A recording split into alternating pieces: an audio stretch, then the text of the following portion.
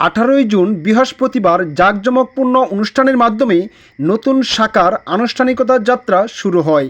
এর মাধ্যমে স্থানীয় সাধারণ মানুষের দোরগোড়ায় আধুনিক ব্যাংকিং সেবা পৌঁছে দেওয়ার নতুন দিগন্ত উন্মোচিত হলো। উক্ত অনুষ্ঠানে বক্তব্য রাখেন আরিফুল ইসলাম সবুজ। এরপর বক্তব্য রাখেন আব্দুল কাদির মধুভূঁইয়া। এরপর বক্তব্য রাখেন জালালপুর ইউনিয়নের ভারপ্রাপ্ত সাবেক চেয়ারম্যান জনাব মোহাম্মদ গোলাপ মিয়া।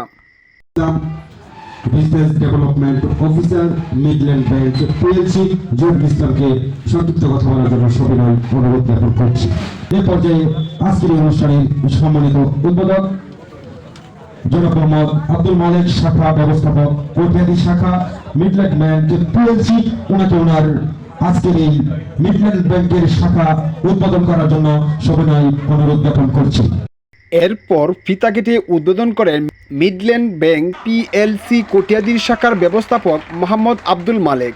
অনুষ্ঠানে স্থানীয় গণ্যমান্য ব্যক্তিবর্গ, ব্যবসায়ী এবং সাধারণ জনগণ উপস্থিত ছিলেন।